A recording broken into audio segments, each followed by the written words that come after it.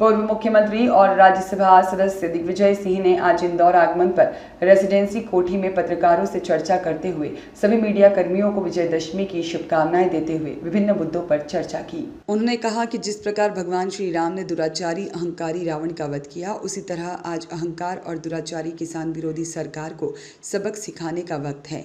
और साथ ही उन्होंने संघ चालक मोहन भागवत और मुख्यमंत्री डॉक्टर मोहन यादव और कैबिनेट मंत्री कैलाश विजयवर्गीय को लेकर भी कई कटाक्ष करते हुए आड़े हाथों लिया।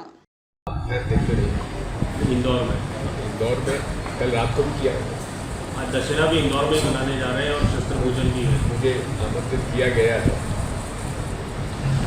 शस्त्रों की पूजा का एक परिपाटी चली आ रही है और क्षत्रियों के परिवारों में ही होता रहा है।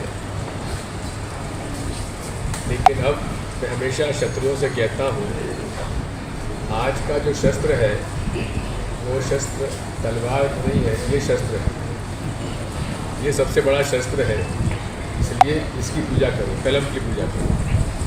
सर, आज का शस्त्र अगर कलम है तो आज का रावण कौन है, ये भी बता दीजिए, खासकर राजनीति का। जो अन्याय, अत्याचार, झूठ, बरे करे वो रावण। रावण जैसा ज्ञानी कोई कम था, उसने तो सोने की लंका बना दी। लेकिन उसका अहंकार, उसका वो ले डूबा और उसका उनका अंत हुआ। प्रदेश में भाजपा विधायकों के बयान आ रहे हैं कि कोई अंदरूनी है, प्रदेश पुलिस पर आरोप लगा रहा है, कई नाराज भी है। ये उनकी अंदरूनी लड़ाई है, उनको मंत्री पद नहीं मिला, वो नाराज है। सर, आपके भतीजे का भी वीडियो वायरल हो रहा है। ये कल देखा मैंने, शाम को मुझे बताया किसी ने, मैंने पता लगाया। एक बहुत छोटी सी घटना रही है। वो जा रहा था तो वहाँ एडमिनिस्ट्रेशन ने सड़क पर एक नुक्कड़ नाटक का आयोजन किया था जिसकी जानकारी उसको नहीं थी। उस पर थोड़ा पुलिस वालों से उसका विवाद किया। इनके ऊपर केस दर्ज कर दिया गया, गंभीर धाराएं लगाई हैं। ऐसा है, पुलिस अपना काम करेगी, उसमें हमें कुछ कहना नहीं है। बाकी कुछ होगा मौके पर। सर, थानों में कन्या पूजन और शस्त्र पूजन किया जा रहा है। पहले सुंदरकांड हुआ तो देखिए, शस्त्रों की पूजा थाने में हो तो हमें कोई एतराज थोड़ी ना है। लेकिन राजनीतिक रूप से वहाँ किसी एक धर्म विशेष का आयोजन हो वो उचित नहीं। वो कब हुआ?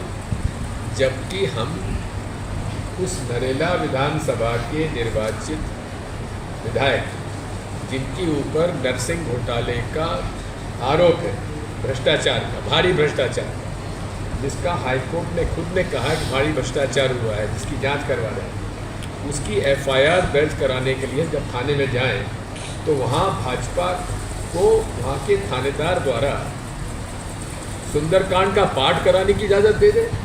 हमने तो कभी ऐसा देखा नहीं था। कन्या पूजन भी हो रहा है, अब थानों में कन्या पूजन किया गया है इंदौर में। देखिए, बात यह है, पहली बात तो ये है कि कई थाने हैं जहाँ के मंदिर बना लिए छोटे छोटे, उसमें हमें कोई दिक्कत नहीं है भाग। लेकिन इतना है, उनके व्यवहार में भेदभाव नहीं होना चाहिए।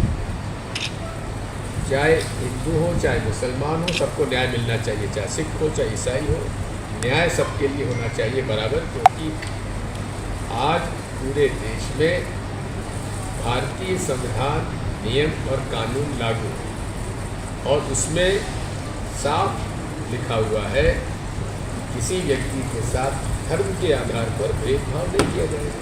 प्रमोद कृष्ण राहुल गांधी को केवल लीडर न बताकर केवल रीडर बताया।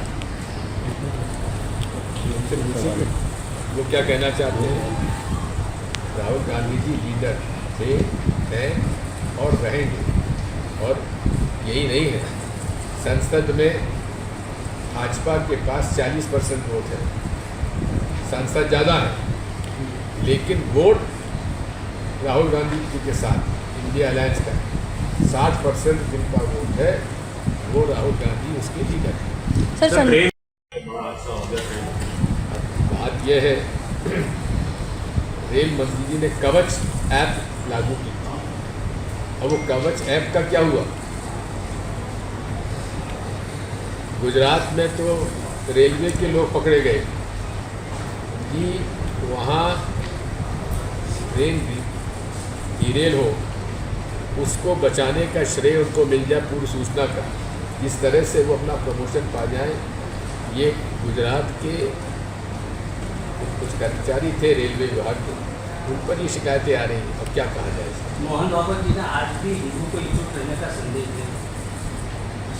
वही है आज हमारा विवाद संघ से क्या है?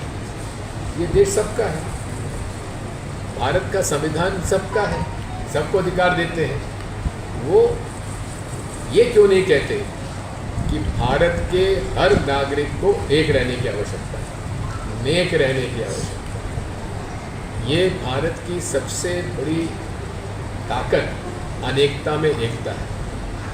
और यदि आरएसएस या मोहन भागवत जी सनातन धर्म का पालन करते हैं तो हमारा सनातन धर्म कहता है पूरा विश्व हमारा कुटुंब है, सर्वधर्म संभाव, सारे धर्मों का सम्मान करो। फिर केवल एक वर्ग एकजुट हो तो ये तो हमारे समाज, हमारे भारत और भारतवासियों को ये तो बांटने का एक है। हमारा तो एक ही नारा है, हम लोग भारतीय पहले हैं, वी आर इंडियंस फर्स्ट। हम पहले भारतीय हैं और हमारे अधिकार भारतीय संविधान के माध्यम से चलते हैं।